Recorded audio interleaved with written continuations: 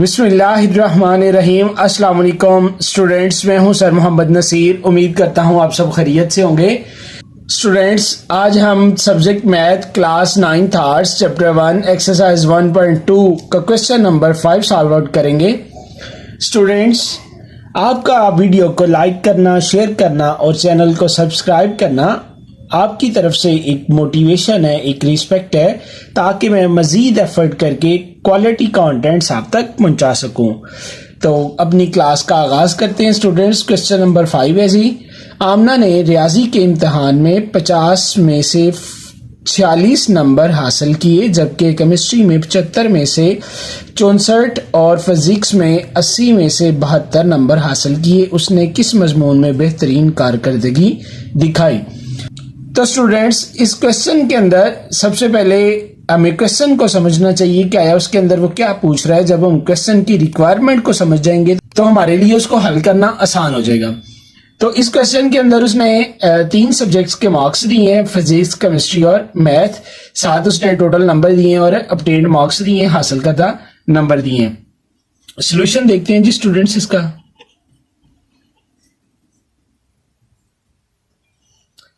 इन marks से students हम उसकी परसेंटेज निकाल लेंगे। परसेंटेज निकाल के हम देखेंगे क्या आया। जिस सब्जेक्ट में परसेंटेज सबसे ज्यादा होगी उसमें उसने हाईएस्ट मार्क्स उसने गेन किए। तो सबसे पहले हम रियाजी में फीसद नंबर, रियाजी में फीसद नंबर हमने मालूम करने हैं जी। रियाजी में फीसद नंबर बराबर होगा जी, उसके ऑब्टेन्ड मार्क्स थे जी 46 और टोटल मार्क्स थे 50 मल्टीप्लाइड बाय 100 आ जाएगा जी। तो ये हमारे पास 92% आ जाएगा जी। रियाजी में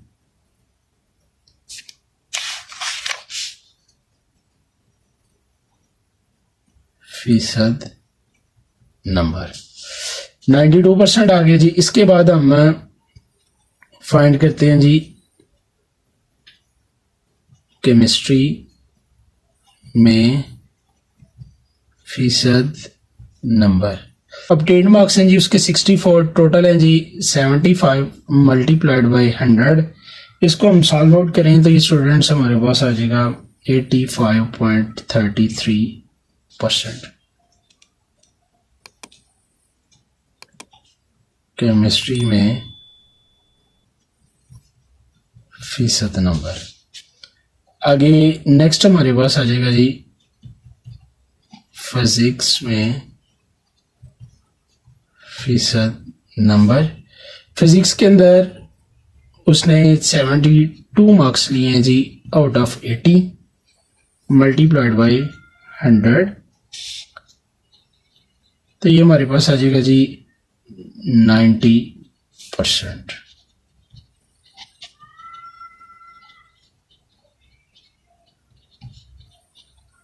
फिजिक्स में फीसद नंबर।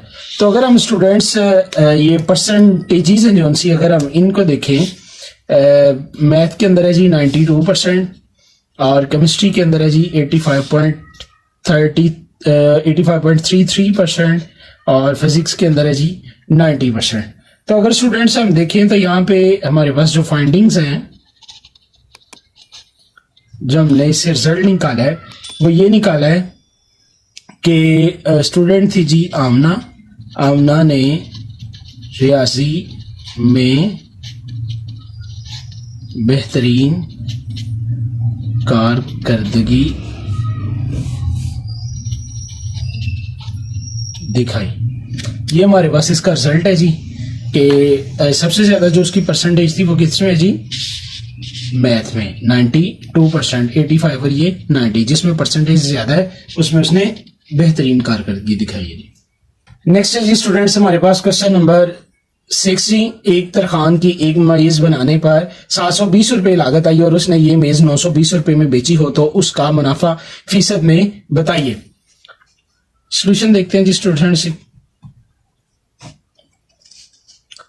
मेज की लागत मेज की लागत कितनी आई थी जी? 720 रुपए। मेज की कीमतें फरोख्त 920 रुपए। मुनाफा आ जाएगा जी 920 माइनस 720, 200 रुपए। 200 रुपए स्टूडेंट्स हमारे पास मुनाफा आ गया जी। अब इस मुनाफे को उसने क्या कहा है जी? मुनाफे को हमने क्या करना है जी? फीसद में, मुनाफा आप फीसद में बताएं। तो उसके लिए हमारे पास स्टूडेंट्स फार्मूला है जी, मुनाफा फीसद में बराबर होगा जी मुनाफा जो हमें मिला है डिवाइडेड बाय इसकी कुल लागत होगी जी, मल्टीप्लाई कर देंगे हम इसको 100 से जी।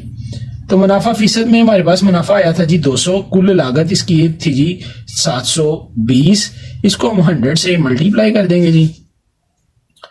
तो ये हमारे पास आ जाएगा स्टूडेंट्स 27.78% मुनाफा फीसद में। नेक्स्ट है जी स्टूडेंट्स हमारे पास क्वेश्चन नंबर 7 जी, जिसके अंदर वो कहता है अगर किसी किताब का 84% हिस्सा 420 सफ़हात पर मुश्तमिल हो तो किताब में कुल कितने सफ़हात होंगे। तो इसमें स्टूडेंट्स हम पहले फर्ज किया कुल सफ़हात, फर्ज करते हैं जी हमारे पास कुल पेजेस जो हैं वो क्या है जी? x है, कुल सफ़हात x हो गए। तो वो कहता है कि किसी किताब का 84% हिस्सा है जो है वो 420 सफ़हात पर मुश्तमिल है। तो हम यहाँ पे लिखेंगे जी कुल सफ़हात का 84% हिस्सा जो है वो कितने सफ़हात हैं जी? 420 सफ़हात पर मुश्तमिल है। कुल सफ़हात का 84% हिस्सा बराबर किसके जी? 420 सफ़हात के। अब ये कुल सफ़हात कितने थे जी? x का 84%, 84 बटा 100, तो ये x ज़रब 0.84 आ जाएगा जी। 420 सफ़हात, 420 सफ़हात हमारे पास स्टूडेंट्स आ गया था जी 0.84 multiplied by x is equal to 420, यानी कि कुल सफ़हात का क्या था जी? 84% किसके बराबर था जी? 420 सफ़हात के। कुल सफ़हात हमने फर्ज किए थे x, कुल सफ़हात का 84% 0.84 जो है वो कितना है जी? 420। अब ये 0.84 इधर मल्टीप्लाई हो रहा है तो हम इसको लाके इधर डिवाइड कर देंगे, 420 डिवाइडेड बाई 0.84, तो ये स्टूडेंट्स हमारे पास x आ जाएगा जी 500, x आ जाएगा जी हमारे पास 500। तो x का हमारे पास क्या था जी? कुल सफ़हात हमारे पास आ जाएंगे जी 500 सफ़हात। हमजा अपनी आमदनी में से 20% मकान के किराए पर खर्च करता है और बकिया में से 70% घरेलू अखराजात पर। अगर उसे 1800 रुपए की बचत हो तो उसकी कुल आमदनी क्या होगी? तो लास्ट क्वेश्चन की तरह यहाँ पे हम स्टूडेंट्स फर्ज किया हमजा की कुल आमदन जो सी है वो कितनी है जी? x। अब वो कहता है कि अपनी आमदनी में से वो 20% मकान के किराए पर। अब हम इधर मकान का किराया या मकान के किराया पर खर्च ये हम कर लेंगे जी x, यानी कि कुल आमदनी का कितना जी? 20%। कुल आमदनी का ये हमने फर्ज किया जी उसकी कुल आमदन है और ये उसका 20% उसने मकान पे किराए पे खर्च कर दिया है। तो ये x मल्टीप्लाई हो जाएगा जी 20 डिवाइडेड बाई 100, तो ये हमारे पास आ जाएगा जी 0.20x। ये उसका आ गया जी मकान पर खर्च। अब हमने उसकी बकिया आमदन फाइंड करनी है जी, कि उसने जो कुल आमदन थी उसकी, उसमें से उसने कुल आमदन थी जी उसके पास x माइनस मकान के किराए पर उसने खर्च किया 0.20x, 0.20x, तो ये हमारे पास आ जाएगा स्टूडेंट 0.80x। ये हमारे पास आ जाएगा जी इसकी बकिया आमदनी आ जाएगी 0.8x, ये उसकी बकिया आमदन होगी। अब वो कहता है कि ये हमारे पास अब आ गई जी बकिया आमदन। ये क्वेश्चन था जी, ये हमारे पास आ गई जी। और बकिया में से 70% घरेलू अखराजात पर खर्च करता है, ये हमारे पास आ गई जी उसकी बकिया आमदन 0.8x। अब इस आमदन का 70% घरेलू अखराजात पर खर्च, घरेलू अखराजात पे वो खर्च कितना करता है जी, बकिया आमदन का, ये होगी जी बकिया आमदन, बकिया आमदन का 70%। ये हो गया जी हमारे पास 0.80x multiplied by 70 divided by 100। तो ये हमारे पास आ जाएगा जी स्टूडेंट्स 0.56x। ये हमने किया क्या है जी, हमने 0.800 को हमने 0.80 को हमने 70 से मल्टीप्लाई किया है और 100 पे हमने डिवाइड किया है, तो ये हमारे पास आ जाता है जी 0.56x। ये स्टूडेंट्स आए थे जी हमारे घरेलू अखराजात पर जो उसने खर्च किया। अब स्टूडेंट्स उसने जो हमें कंडीशन दी है, हम लिखेंगे जी इधर अकॉर्डिंग टू गिवन कंडीशन, दी गई शर्त के मुताबिक। दी गई शर्त के मुताबिक क्या था जी, उसके मुताबिक ये था कि उसकी जो कुल आमदन है वो क्या है जी, उसने मकान का किराया प्लस घरेलू अखराजात प्लस बचत। ये स्टूडेंट्स हमारे पास तीन चीजें थी जी। मकान का किराया जो स्टूडेंट्स, अगर हम इस क्वेश्चन को ओवरव्यू करें तो मकान के किराए पर उसने खर्च किया था जी 0.20x और घरेलू अखराजात पर उसने खर्च किया था जी 0.56x।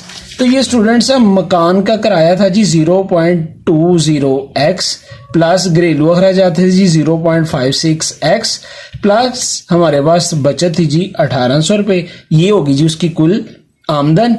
अब हम इन दोनों को स्टूडेंट्स कर लेंगे जी जमा, और कुल आमदन थी जी उसकी x जो कि हमने फर्ज की थी, x बराबर है, अब ये हमारे पास आ जाएगा जी 0.76x, 0.56 को 0.20 में ऐड किया 0.76x आ गया प्लस 1800। अब ये 0.76 इधर प्लस हो रहा है, इधर ला के हम माइनस कर देंगे तो ये हमारे पास आ जाएगा जी x माइनस 0.76x।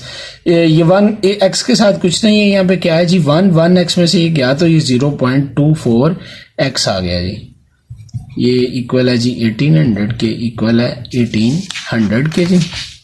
तो ये 0.24 इधर स्टूडेंट्स मल्टीप्लाई हो रहा है, इधर आके डिवाइड हो जाएगा जी 1800 डिवाइडेड बाय 0.24। तो ये हमारे पास स्टूडेंट्स आ जाएगा जी 7500।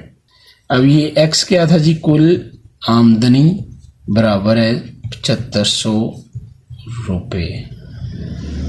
नेक्स्ट क्वेश्चन है जी स्टूडेंट्स हमारे पास क्वेश्चन नंबर 9 जी। रहील की आमदनी रऊफ की आमदनी से 25% ज्यादा है, रऊफ की आमदनी रहील की आमदनी से कितने फीसद कम है। स्टूडेंट्स ध्यान से समझिएगा, क्वेश्चन थोड़ा सा टिपिकल है, मैं एफर्ट करूंगा कि आसान करके इसको आप अंडरस्टैंड कर सकें। स्टूडेंट्स इस क्वेश्चन के अंदर दो पार्ट्स हैं। वो पहला ये कहता है कि रहील की आमदनी रऊफ से 25% ज्यादा है। क्वेश्चन का एक पार्ट तो ये है जी, आगे सेकंड पार्ट है जो सा वो इसका ये है, आपने ये भी बताना है कि रऊफ की आमदनी रहील से कितने फीसद कम है। ये दो पार्ट्स हैं स्टूडेंट्स इस क्वेश्चन के जो उसने बताए हैं। पहले में उसने ये बताया कि जी 25% उससे ज्यादा है, किसकी, रहील की आमदनी रऊफ की आमदनी से।